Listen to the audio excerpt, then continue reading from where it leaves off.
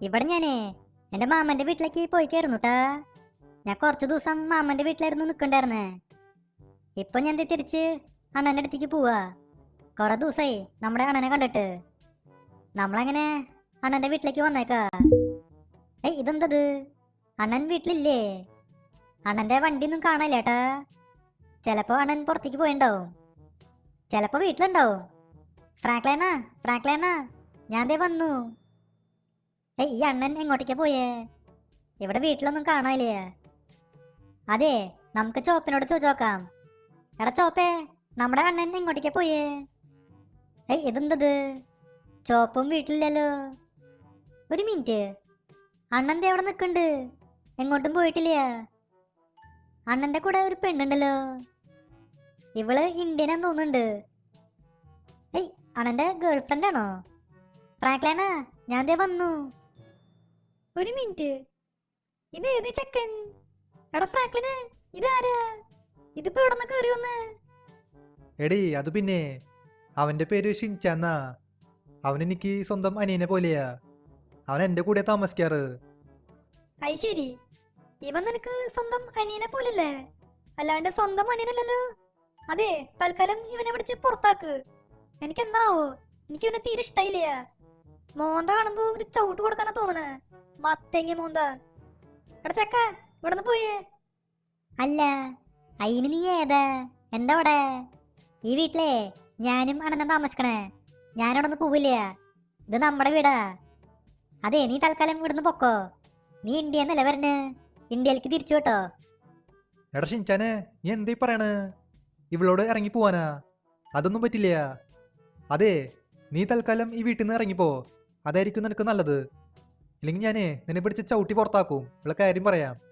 ഇനി മുതലേ ഞാനും ഇവളായിരിക്കും ഈ വീട്ടിൽ താമസിക്കുക. നിന്റെ ആവശ്യമില്ല. ഫ്രാങ്ക്ലൈനാ, ഇതെന്തത്?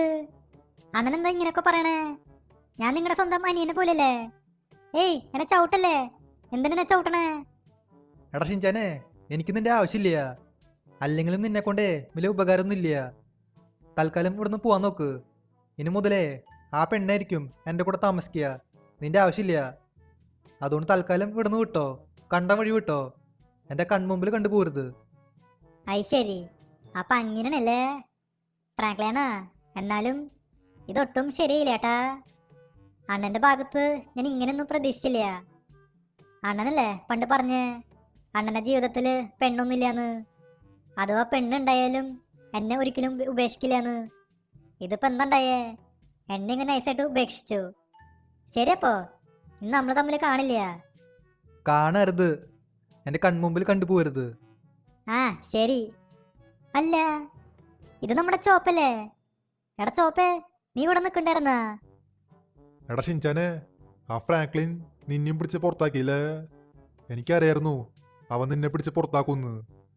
അവന് ഒരു പുതിയ ലൈനൊക്കെ സെറ്റായി. പെണ്ണ് സെറ്റായപ്പോ അവന് നമ്മളൊന്നും വേണ്ട, എന്നെ അപ്പം തന്നെ പിടിച്ച് പുറത്താക്കി. ഞാൻ ആ ഫ്രാങ്ക്ലിനെ സ്വന്തം സെക്യൂരിറ്റി ഗാർഡ് പോലെയായിരുന്നു. ഇപ്പൊ അവന് എന്നെ ആവശ്യമില്ല. അവൻ തന്നെ നിന്നെയും പിടിച്ച് പുറത്താക്കി. എടാ ചോപ്പേ, എന്തപ്പോ ചെയ്യാ? അണ്ണൻ നമ്മളെയും പിടിച്ച് പുറത്താക്കി, നമ്മളൊന്നും വേണ്ട.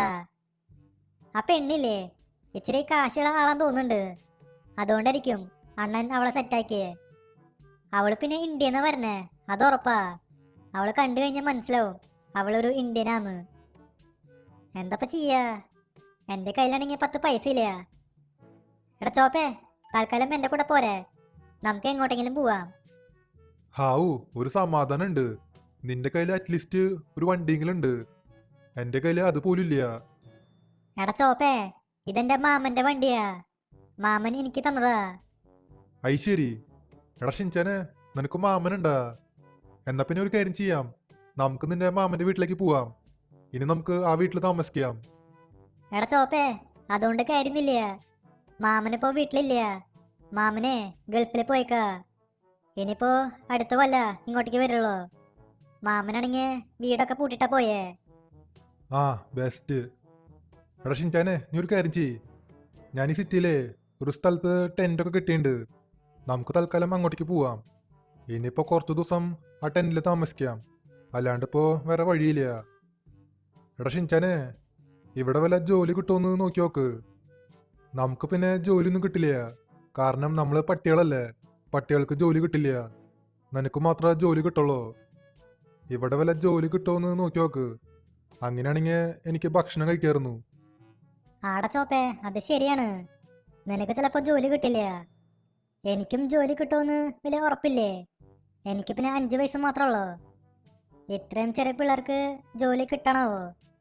എന്തിട്ടായാലും നോക്കി നോക്കാം. എവിടെങ്കിലും വെച്ച ജോലി കിട്ടുകയാണെങ്കിൽ നൈസായിനെ, നമുക്ക് ഭക്ഷണം കഴിക്കായിരുന്നു. എന്നാലും നമ്മുടെ അണ്ണൻ ഇങ്ങനെയൊക്കെ ചെയ്യുമെന്ന് ഒട്ടും വിചാരിച്ചില്ല കേട്ടാ. ഇത് വല്ലാത്ത ചതിയായി പോയി. ആടെ ഷിൻചാനെ, ഇനിയിപ്പോ എന്താ ചെയ്യാ?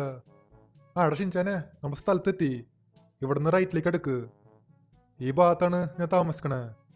ഇവിടെ ഞാൻ എവിടെയോ ഒരു ടെൻ്റൊക്കെ കിട്ടിയിട്ടുണ്ട്. നമുക്ക് അങ്ങോട്ടേക്ക് പോവാം. എടാ ചോപ്പേ, ഇതാണോ നിന്റെ ടെന്റ്? ഹാവു, അറ്റ്ലീസ്റ്റ് ഒരു ടെന്റെങ്കിലും ഉണ്ടല്ലോ. അതന്നെ വലിയ കാര്യം.